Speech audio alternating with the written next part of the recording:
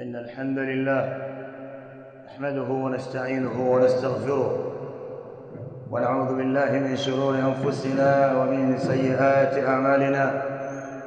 من يهده الله فلا مضل له ومن يضلل فلا هادي له، وأشهد أن لا إله إلا الله وحده لا شريك له، وأشهد أن محمدًا عبده ورسوله.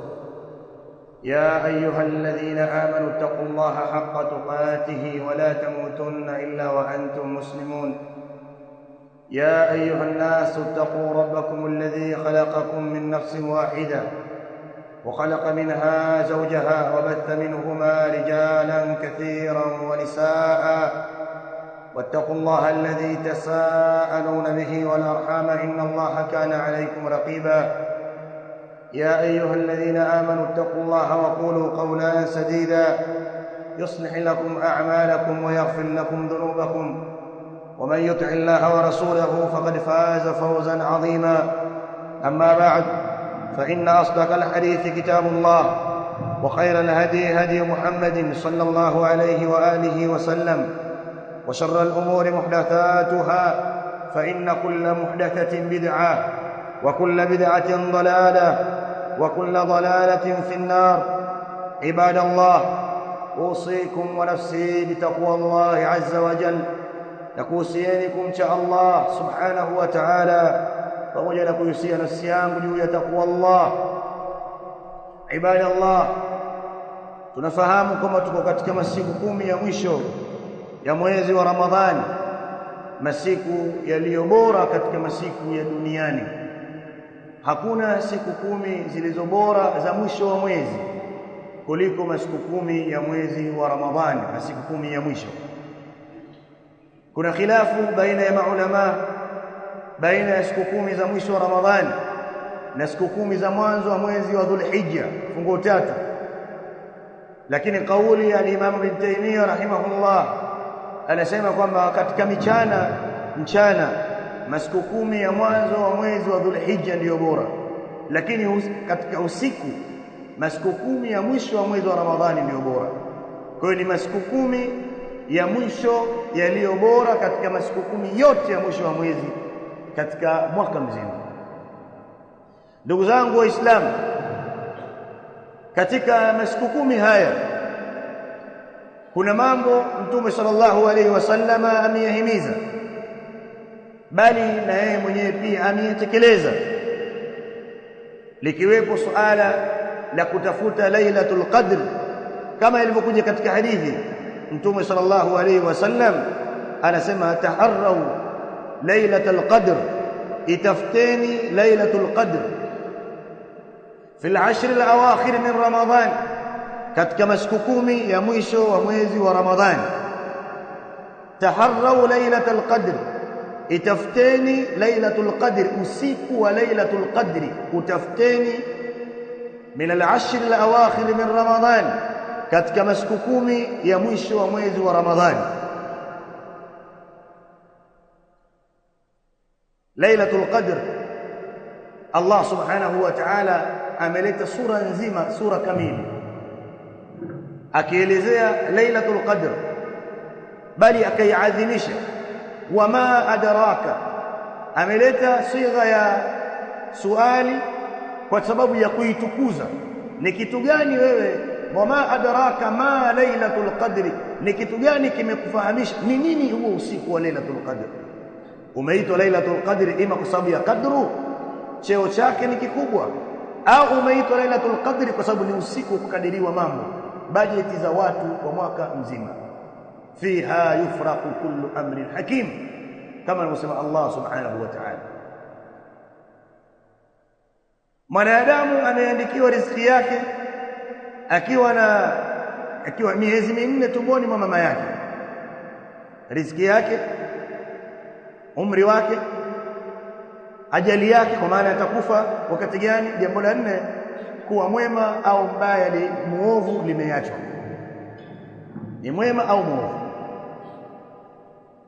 Lakini matumizi yake kwa mwaka mzima, kila mwaka Allah subhanahu wa ta'ala anayakadiria, kwa maana kuwapa mikononi mwa malaika maandishi Kuna maandishi yaliyokuwa katika lauhil mahfudhi yako hivyo hivyo.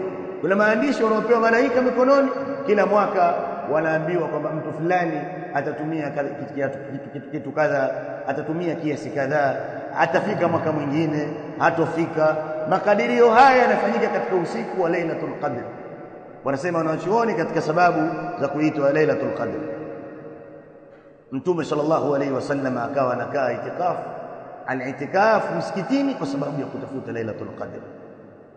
Kujizuia mtu, kuizuia nafsi yake na mishughuliko ya kilimwengu, akakaa msikitini.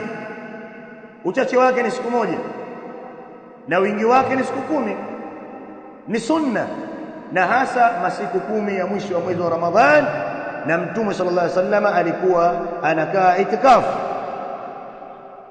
Katika itikafu wanawachuoni wazungumza iliyo bora ni kukaa mtu msikiti unaosaliwa Ijumaa na unasaliwa jamaa, kwa sababu hatopata kutoka kwenda msikiti mwingine kwenda kufuata swala za jamaa, kwa sababu mtu akikaa itikafu hatakiwi kutoka mpaka kwa haja maalum.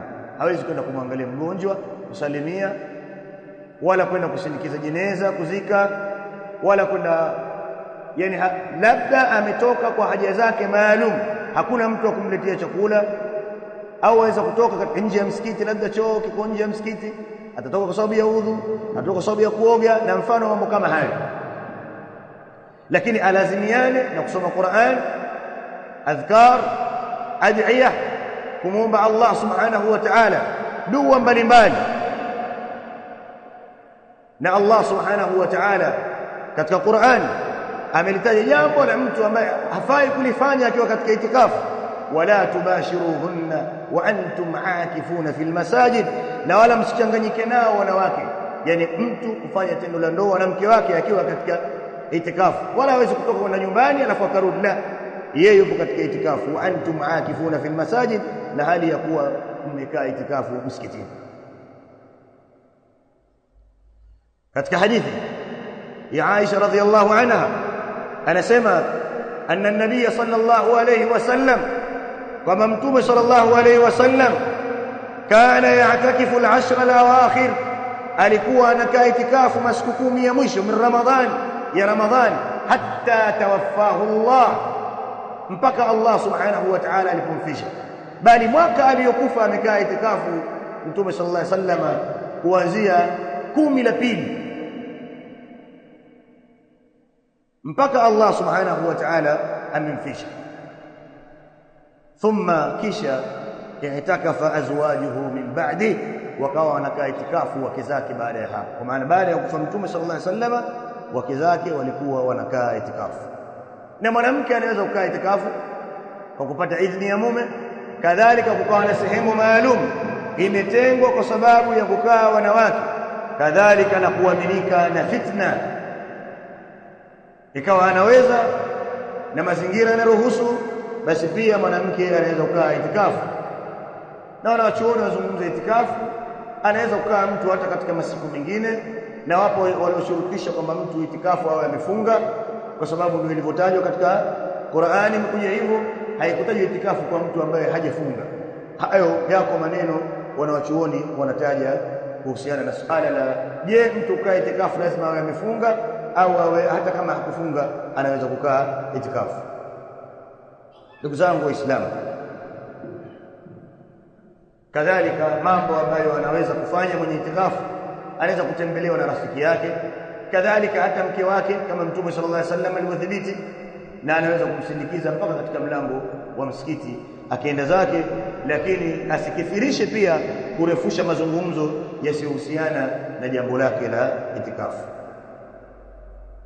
Kadhalika katika mambo ambayo yanaruhusiwa, al-Imam al-Khattabi rahimahullahu ta'ala, wakati anaelezea hadithi ya Mtume sallallahu alaihi wasallam kuwa alikuwa anatoa kichwa chake katika dirisha, na Aisha radhiallahu anha yuko nyumbani kwake, kwa sababu ukuta wa msikiti na ukuta wa nyumbani umeachanishwa na ukuta tu wa msikiti, nyumba ya Mtume sallallahu alaihi wasallam na msikiti. Kwa alikuwa anaweza kutoa kichwa chake dirishani, na Aisha radhiallahu anha akawa anamchana nywele zake. يقول الخطابي رحمه الله تعالى وفي معناه، الإمام الخطابي anasema hili jambo la kuwa Mtume sallallahu alaihi wasallam alikuwa anachana nywele, anatoa kichwa katika dirisha na achana nywele na mke wake. Wa fi ma'nahu halqu ar-ra'si, na katika maana yake pia inafaa mtu kunyoa nywele, wa taqlimu al-adhafir, na kukata kucha pia yafaa, wa tandhifu al-badan, kadhalika mtu kusafisha mwili wake min ash-shaghbi wal-daran, kutaisha na uchafu na mavumbi. Si kwamba mtu akikaa itikafu ndio nywele uchani, hakuna kuoga, hakuna kadha, la. Muislamu atakaa katika hali ya unadhifu. Na mambo ya sofa nimetaja baadhi yake ambayo yanatajwa na wanawachuoni. Katika Lailatul Qadr kuna kitu muhimu sana, kila muislamu lazima dua hii aihifadhi, kwa sababu Aisha radhiyallahu anha, mke wa Mtume sallallahu alaihi wasallam, ni kipenzi chake. Mtume sallallahu alaihi wasallam hajawahi kuoa mwanamke ambaye hakuwahi kuolewa isipokuwa Aisha peke yake. Alimuuliza Mtume sallallahu alaihi wasallam kwamba, je, nikijua kwamba huu ndio usiku wa Lailatul Qadr, dua gani iliyo bora mimi ya kuomba? Mtume sallallahu alaihi wasallam akamwambia, quli, sema Allahumma innaka afuwun tuhibbul afwa fa'fu anni. Kila muislamu aihifadhi dua hii na awe anaikariri katika kunuti, katika sijida yake. Allahumma, ewe Allah, innaka afuwun, hakika wewe ni mwingi wa kusamehe, yani mwingi wa msamaha. Tuhibbul afwa, unapenda kusamehe.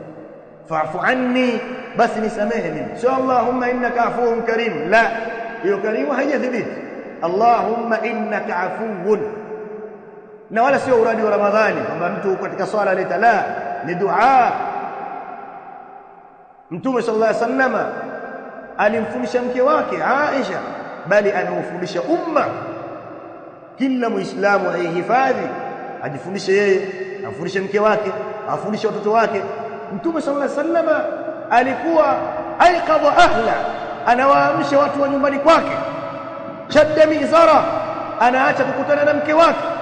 Wa ahya laila, anahuisha usiku, watu waamshe wake zao katika majumba, watoto wao, kwa sababu ya kuitafuta Lailatul Qadr. Ni khair, Lailatul Qadri khairun min alf shahrin, usiku wa Lailatul Qadr ni bora kuliko miezi 1000, miaka 84 na kitu. Man hurima khairaha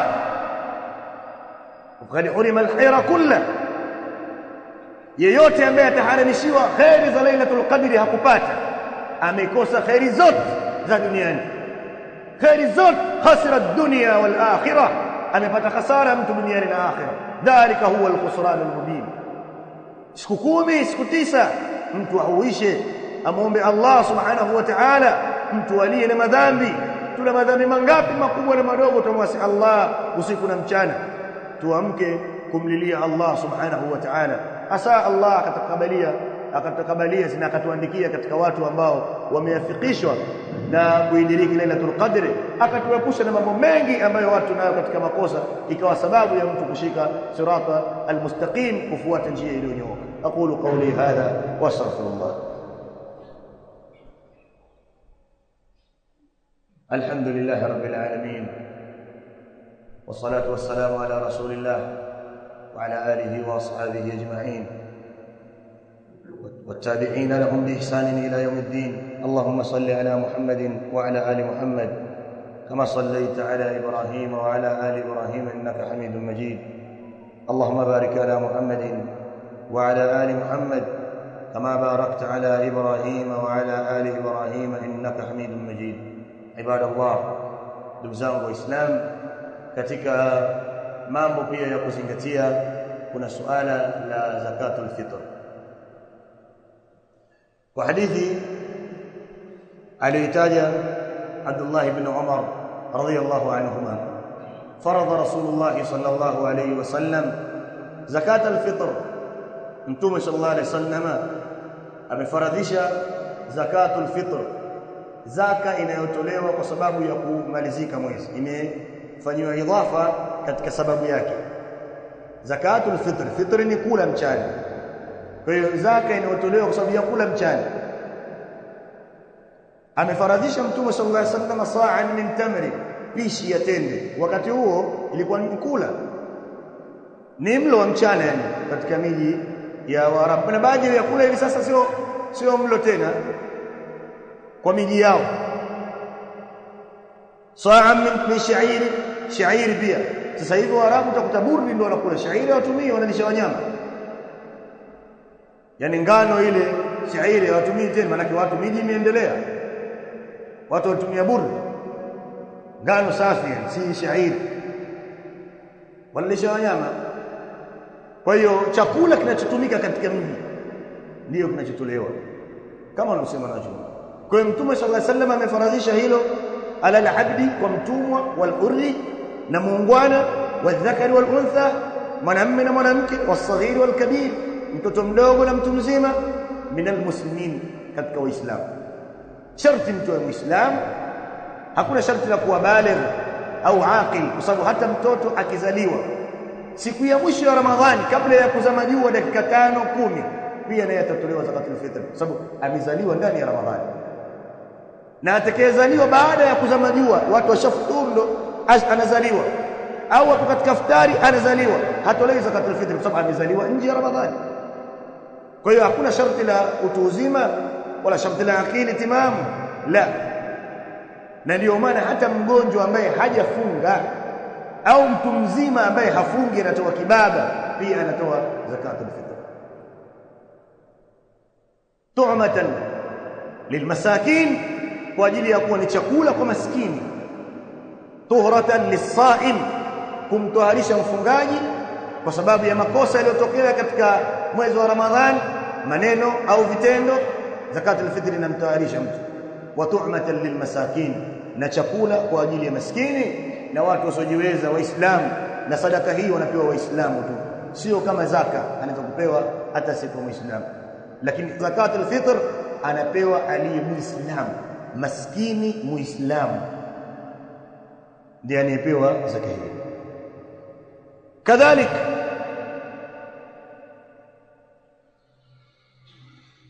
kiwango cha kutoa, wanasema wanawachuoni walio na pishi waliopokezwa katika kusoma kwao kwa pishi ya Mtume sallallahu alaihi wasallam ni kiasi cha kilo 2.5.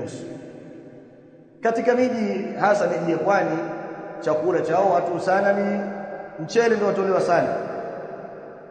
Wanawachuoni wanasema hata kama kuna miji, Al-Imam Ibn al-Qayyim anasema rahimahullah, hata kama kuna miji ambayo samaki ndio chakula chao, yani ndio kula, basi pia watapewa hivyo. Kwa hiyo kuna miji mingine labda ndizi ndio mlo wao mzuri wa kula, ni watu tutoa hivyo kwa mujibu wa miji yao namna ile. Na Mtume sallallahu alaihi wasallam amefahamisha namna ya kuitoa zaka hii.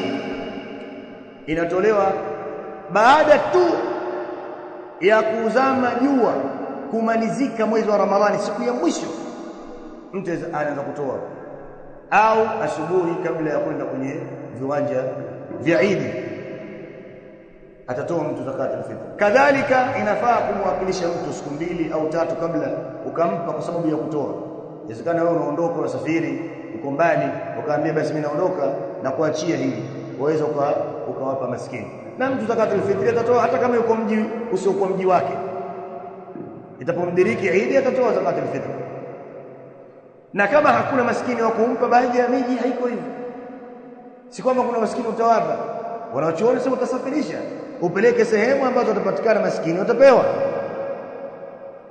Zakatul fitr yustahabbu al-ikhraj al-janin.